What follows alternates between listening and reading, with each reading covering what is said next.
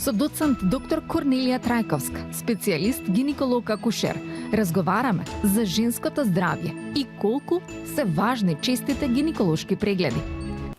Токму така, останете со нас, бидејќи како што слушнавте во најавата следува разговор со докторката Корнелија Трајкова, која што е гинеколог акушер и секако специјалист. Ќе разговараме за женското здравје, за женското репродуктивно здравје и да ја посакаме секако и добро дојде во нашето студија доктор Корнелија, добро ни дојде во Здраво Македонија. Добро утро на сите, добро ве најдов, благодарам за поканата. Така, ете малку да поразговараме за женското здравје. Зошто еве како прво прашање она кое што ќе го поставиме и кое што ќе ни биде една од темите, а секако подоцна ќе ги вклучиме и гледачите да може да може би некој проблем кој што ќе сакаат да го споделат. Зошто се важни редовните гинеколошки прегледи?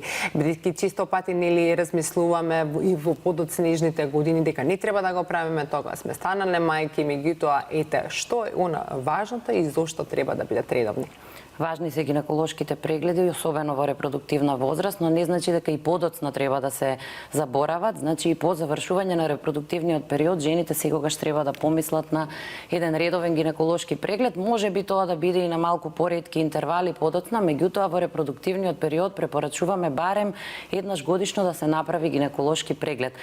Тоа е многу важно за навремено откривање на било какви промени кои што многу поедноставно би се истретирали и би се излекували доколку на време се детектираат. Например, ќе споменам, еден од ретките карциноми кои што има предмалигни лезии, односно предракови состојби кои што може многу едноставно да се детектираат и да се третираат и да се излекуваат и да не дојде до развој на карцином е карциномот на грлото на матката. Токму еден од најважните прегледи во репродуктивниот период кај репродуктивно активни, односно сексуално активни жени е земање на пап тест кој што се препорачува да се направи барем еднаш годишно, ако има потреба и подоцна, токму затоа, например, за да се на време се откријат некои промени кои може да бидат причина, односно може да бидат промени кои што може да предизвикаат посериозни промени кои што доколку подоцна би се откриле, би било многу потешко за лекување. Така да, многу се важни гинеколошките прегледи редовни, токму затоа ја одбравме и оваа тема, да ги потсетиме малку гледачите на она што е базично, што понекогаш ние го занемаруваме, одиме кон оние поспецифични теми секогаш во разговори по медиумите, меѓутоа се одлучивме за оваа тема за да ги потсетиме гледачите, ги потсетиме особено младите девојчиња кои што сега започнуваат со сексуална активност да створат навика уште во почеток на тој репродуктивен период да изберат гинеколог, да го посетуваат гинекологот редовно и да прават редовни гинеколошки прегледи. Така, токму тој ми пише прашањето, која е возраста најрана од кога треба да се започне со посета на гинеколог? Некаде околу 18 години, меѓутоа доколку се започне порано со сексуални односи, може и треба порано да се посети гинеколог. Добро е да се направи барем една консултација со гинеколог и пред да речеме тој почеток на репродуктивен период, пред планирање на сексуални односи, ако може воопшто тоа да се планира, меѓутоа би требало да се планира. А кога ќе добиете менструален циклус, дали тоа вклучува со добивање дека треба да се посети гинеколог? Доколку е редовен менструалниот циклус, доколку тоа сето во граници на нормала, може, но и не мора да се посети. Меѓутоа, сепак во тој период девојчињата уште спаѓаат во педиатриска популација, па доколку и избраниот педијатар одлучи дека има потреба од гинеколошки преглед, може да препорача гинеколошки преглед и да го упати девојчето кај гинеколог кој што ќе го направи соодветниот преглед. Така, што е најчесто на што се жалат нашите жени, со какви проблеми најчесто се соочуваат? Па добро, има различни ситуации, меѓутоа генерално кај популацијата често ќе дојдат со зачестени инфекции, по изразен секрет, да речеме, болки во текот на менструалниот циклус за кои што некогаш се чудат девојчињата, жените и не е јасно дали е тоа во граници на нормала, дали не е. Болки околу периодот на овулација во средина на циклусот, некои ситни нарушувања во менструалниот циклус. Значи има различни ситуации кои што може да бидат и нормални, меѓутоа и некои кои што може да отстапуваат од нормала и затоа треба да се направи преглед и проценка. Така, кои се оние симптоми кои што може да ги препознаат сами, како што и вие кажавте, значи има ти одредени, можеме ли сами во однос на тие исцедоци да си бидеме нели да си ги препознаеме, како условно кажам, некој само преглед, па кога е исклучително и задолжително да се јавиме на доктор, дали се тоа нели пецкање, дали е тоа болки во стомакот, повеќе денови кога траат.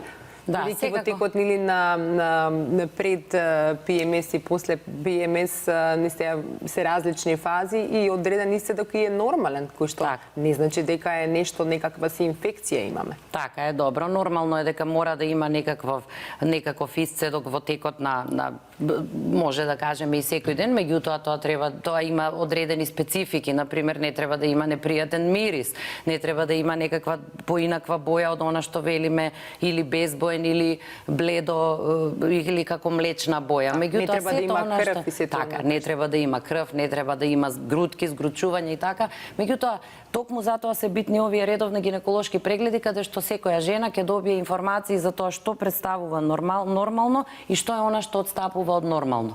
Така да за сето она што отстапува од нормално треба да се јави на гинеколог, меѓутоа доколку е некаква не толку изразена пситна работа, да кажеме, а жената релативно скоро направила гинеколошки преглед, има едноставни методи кои што може и пациентката сама да ги примени и едноставно да го истретира тоа. Например, поизразен вагинален секрет може да биде резултат на едноставно нарушена вагинална флора, она што е многу актуелно и последните години и она што е можеби поактуелно со, еве да го споредиме со цревната флора, како кога се случува да имаме диареја или нарушување во столицата, и па тоа е нешто слично и со вагиналната флора, кога ќе се наруши, а се нарушува најчесто после сексуален однос, после менструално крварење. Меѓутоа може некои жени едноставно имаат склоности почесто да се случува таква работа, ние велиме тоа е дисбиоза или нарушена нормална флора и може многу едноставно да се третира со препарати кои што содржат млечна киселина за вагинална употреба, со препарати кои што содржат лактобацили, односно пробиотици кои што се добри за вагиналното здравје и веќе се широко распространети, ги има многу едноставно да се набават по аптеките, може со вагинална апликација на истите и со орален днес на исхрана богата со пробиотици, на суплементи со пробиотици, релативно брзо и едноставно сето тоа да се санира, бидејќи доколку не се санира, тоа представува подлога за развој на други видови на инфекции кои што може да бидат многу посериозни. Па дури има и студии кои што покажуваат дека токму овој дисбаланс може да биде причина и за заразување, односно за ХПВ инфекција со хуман папилома вирусот, доколку жената дојде во контакт со хуман папилома вирус, затоа што не сите што ќе дојдат во контакт заболуваат и кај сите жени не предизвикува промена хуман папилома вирусот, меѓутоа кај некои ќе направи промена, кај некои не.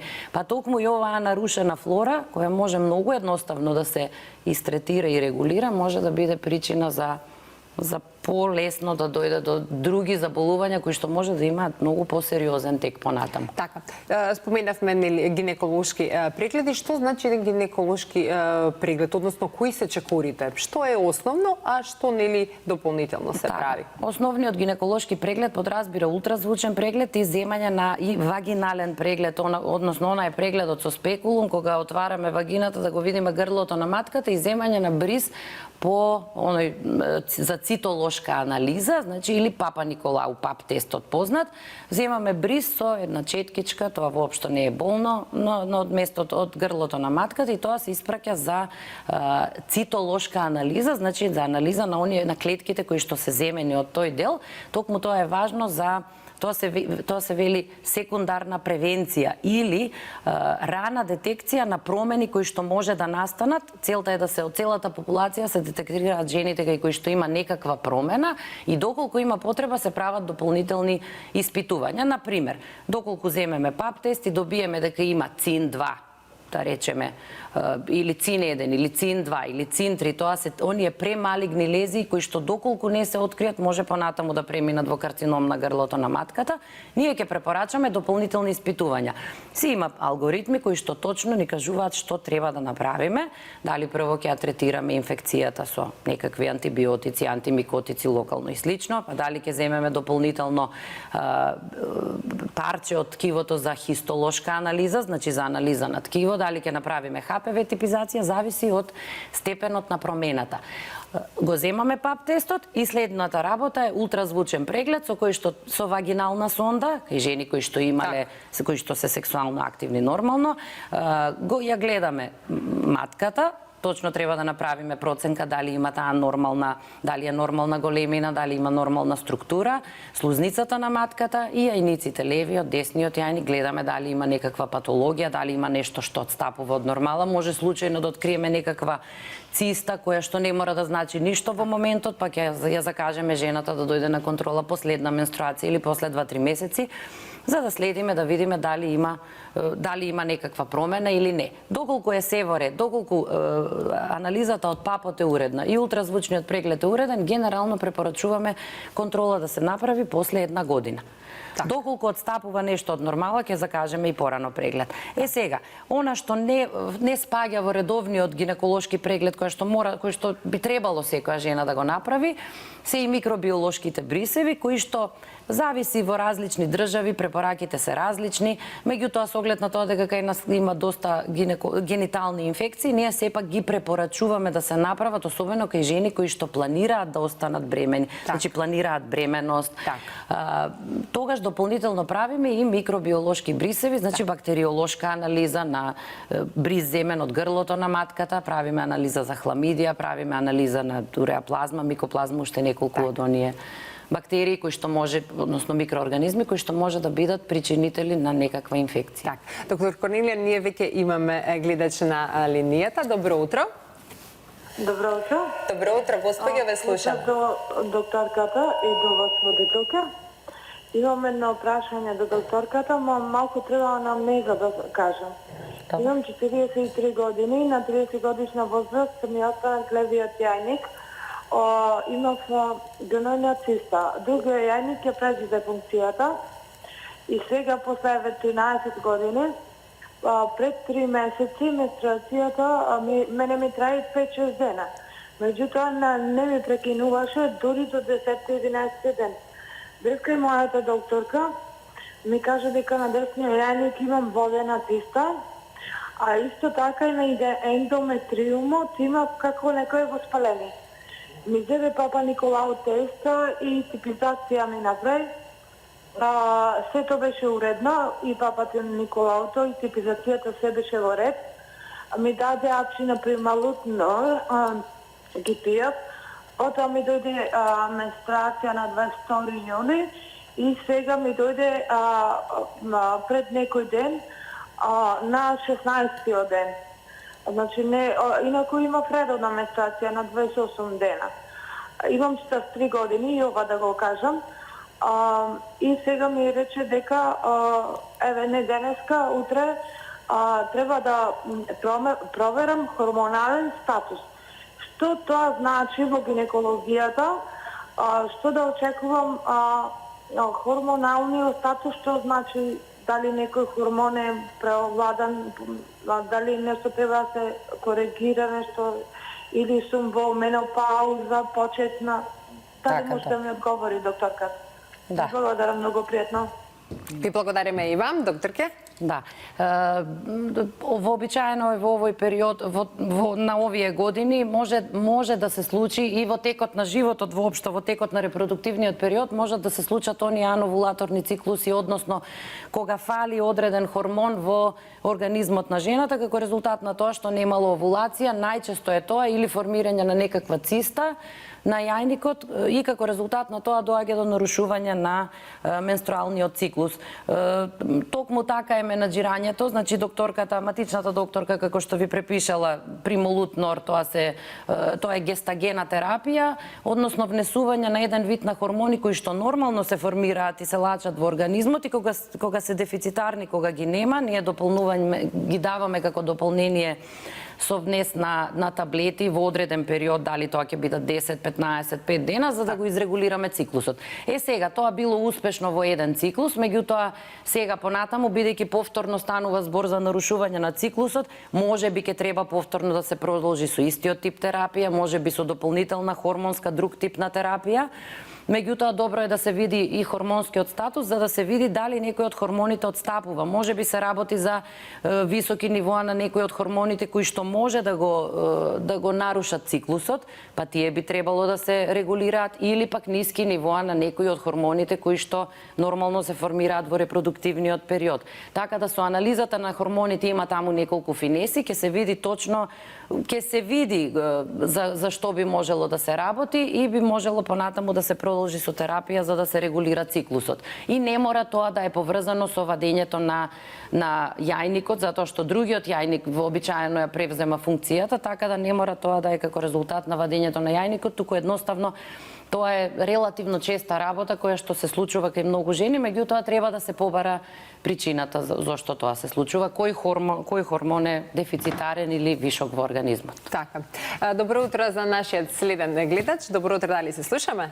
Да, се слушаме едно прашање, може Така, и повелете. докторката? Да, може, повелете.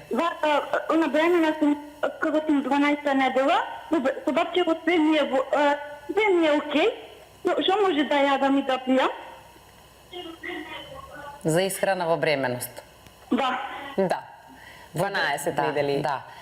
Се препорачува избалансирана, умерена, избалансирана исхрана, значи добро е се што да се внесуваат, многу е важно, и протеини, и масти, и јаглехидрати. И мастите се важни за да се одржуваат хормонските, за да се одржува ниво на хормоните, така да не треба комплетно да се исфрлат мастите. Треба да се внесуваат протеини затоа што се исклучително важни за нормален раст и развој на плодот. Сега, доколку вие сакате конкретно некакви упатства за начинот на исхрана, веќе на денешно време има и многу стручни лица кои што се занимаваат со тоа, диетолози, нутриционисти, кои што може и комплетно да ви изработат начин на исхрана. Меѓутоа, важно е да се внесуваат... здрави навики, да не се пуши, да не се пие алкохол, тука е...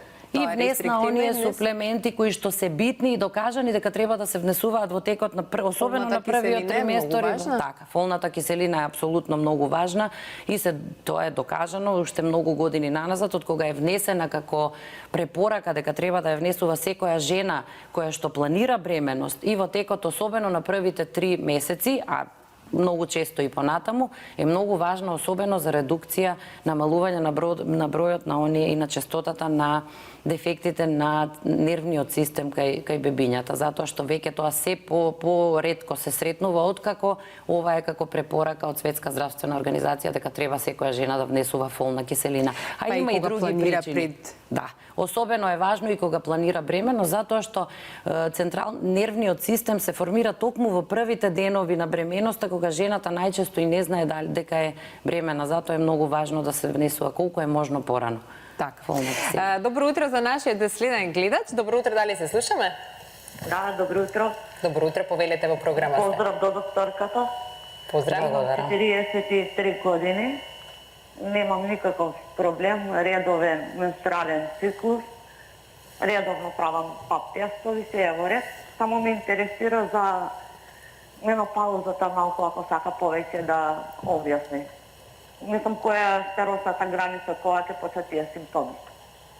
Така, добро. Ви благодарам. Значи, разбрате во однос на менопаузата и во кој се на временскиот период од кога нели може да се јави, некој пат имаме порано, некој пат подоцна, меѓутоа тоа е индивидуално, но што е она генерално што можеме да кажеме за менопаузата и што треба да се превземе, нели? Генерално и периодот на репродуктивна возраст се смета дека некаде е до 50-52 години, така да тоа е индивидуално, кај некои жени може да настапи порано, кај некои подоцна. Голем процент немаат никакви тегоби, едноставно ќе почне да се пролонгираат менструалните циклуси и ќе почне таа репродуктивна функција да згаснува, меѓутоа и голем процент се жалат на сериозни проблеми во текот на менопауза, така да она што јас би советувала е доколку можат да не променат никако, да не го менуваат начинот на живот, да практикуваат физичка активност, занимавање со нешто, значи доколку имаат сериозни проблеми да се консултираат со својот гинеколог, затоа што кај некои жени е апсолутно индицирано и е добро да се продолжи и со хормон заместителна терапија, за да се внесат хормони и за да се продолжи може и менструалниот циклус, меѓутоа циклично крварење да кажеме, и да се намалат оние ризици од други здравствени нарушувања како што се хипертензија, покачување на притисокот, остеопороза и слично, затоа што многу е важно и на тоа да мислиме, особено кога менопаузата настанува порано, затоа што има еден многу мал процент на жени кои што менопаузата може да настапи и после 40-та година, па дури ретко и пред 40-та, и ние се повеќе се среќаваме и со проблеми, особено оние што работат со асистирани репродуктивни техники и со предвремена исцрпеност на јајниците, така да мора да се мисли и на тоа, и доколку има потреба да се решат тие проблеми со хормон заместителна терапија, има софистицирани хормонски комбинирани препарати кои што одлично ги подобруваат оние симптоми на топли бранови, висок притисок, нелагодности, зголемување на телесна тежина и слично, така да треба да се најде начин тоа колку е можно полесно да се преброди тој период кој што може да трае некогаш и по 2 години, затоа што ние стресен за секоја од жените. Затоа што ние за менопауза велиме дека менопауза е практично последната менструација во животот на жената и велиме дека жената е во менопауза, односно во постменопауза, од кога ќе помине 1 година од последната менструација. Значи, се до тогаш не сме сигурни дека е во постменопауза, дека е веќе завршен репродуктивен. Имаме и следен гледач веќе на линија. Добро утро. Поздрав до докторката и имаме едно прашање.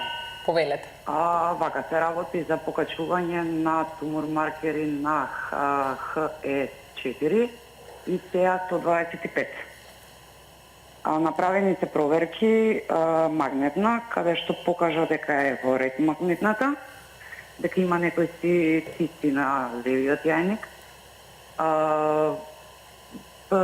Во државна болница проверува, не знаеа точно зашто се работи, дали е цистата проблем.